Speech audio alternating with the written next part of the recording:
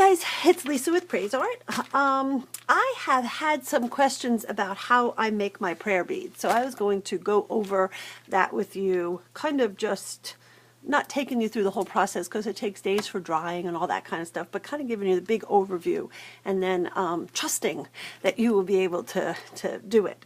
So first off, let me say, this was a little girl that I did, and I don't know, I just finished doing the rubber stamp video, so my hands are all black, but so trying to get you to be able to see this. Can you see that little prayer bead? This one says peace on it. I write all different kinds of things on it, and I usually attach it to just about everything that I do. I always have a little prayer bead over it. So this little girl is, my hope is in the Lord, and peace was my word that I got for her. So we are going to look at how to make these little prayer beads that can be completely personalized. So what are we going to need? This is a piece of air-dried clay that I just took wet, pounded it out, and then just took a bunch of, nope, wrong one, took a bunch of toothpicks and just stuck the toothpicks in there and let it dry, so that now I have this sort of very rugged kind of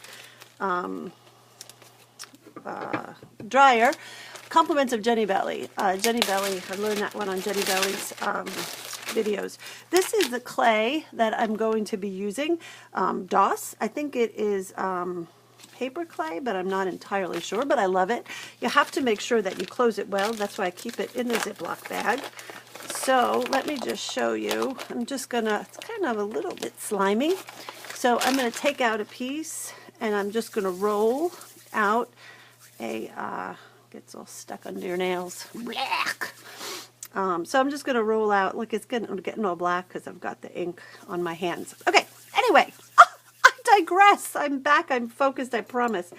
Okay, so here I'm just going to poke a hole. It might be about time for me to retire these toothpicks because I also make my own paper beads, and I am not one for exacting science. I am okay with it not being perfect. I think it adds to that homemade touch. At least that's what I tell myself. Okay, anyway, I am back. I'm focused. So clearly you can just see I've got a hole in that. So I'm going to put that down. I think these are like eyelets, maybe that's what they're called. They're little, I got these at the dollar store. Shh, don't tell. So here, I am going to take one out. So my great trick with this is not letting them spill all over the place, because I've done that a lot. So I know when I've got them because my vacuum makes this sound. Okay, so I'm grabbing one more, and all I'm doing, sorry, I'm just assuming that you can read my mind, is I'm just putting that in the hole, and it will dry on there just perfectly. Okay, so what do I have? I have a circle with my little eyelets on either side of it. See, that scares me a little bit, all that stuff on that toothpick, because it could stick. So it looks pretty clean. So I'm going to put, no, it's not, Lisa. What are you, insane? Okay, listen, I'll find one. Okay, here we go. Okay, there, I've got one and one. So now I just let that dry. It usually takes, I'd say maybe about a day. Usually what happens though is I do a whole bunch of these at once. I have this whole thing just littered with them. I let them dry, and then I put them in my little container, because then they're just blank canvases that I can use at a later date.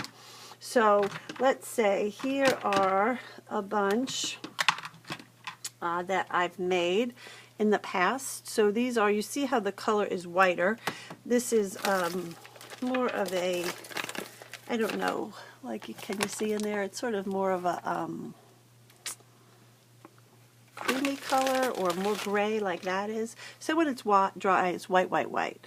So this one lost its one little eyelet there. You see how if you got a crack in it, it doesn't last as long. So I really do try to roll them out without any cracks. This is so not an exact science. Look at that cute little one that looks like a little square. So I have these guys made and ready. So then what do I do? So once they're dry and once they're done, I would just take this little bead and dunk it in any kind of acrylic paint whatsoever. It just doesn't matter what I dunk it in. I just dunk it in acrylic paint, and then you get a bead that looks sort of like this. Let's see if I can put it on a... So then you have, oops, look what just happened. Oh, is that not wonderful that it happened right there on camera? So here, I'm just going to take it and sort of, and this is a heavy guy. That's a big old bead. So what happened was it just separated away from its little body there.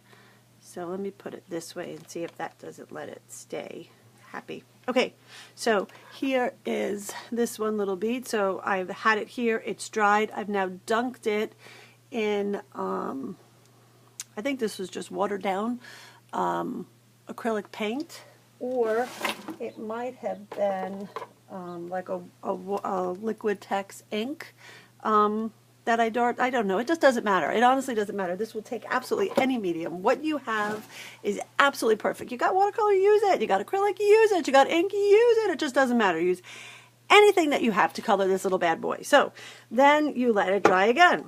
So then once it dries, I will go back in. I always work on a Q-tip, on a toothpick, because it just gives me something to write on. And then I took this little bead, and again, this one says peace. I guess I was having a lot of prayers about peace right then when I did these guys. But here, I just took a white pen. This was a Jelly Roll Seguro, I think it's called Sakura, S-A-Q-U-R-A, S-A-K-U-R-A Jelly Roll. And I just write on them. Here, I have to do it. Where are you? There you are. So here, let's say I'm going to do a star. Can you guys see? I'm just going to put a, of course my pen doesn't want to work. Isn't that just the way? Isn't that just the way? Oh, because you know what? I have glazed this one already. So there you can see I'm just, it will take absolutely anything. Markers, I've done them with colored pencils.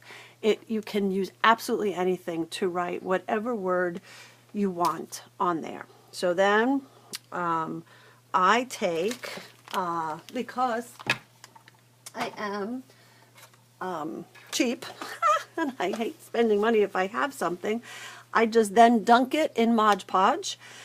This is the gloss, so that's going to give it just a little bit. You see how here it's flat and matte, and then here it's just got that little bit of shine. I like the little bit of shine on the completed prayer bead.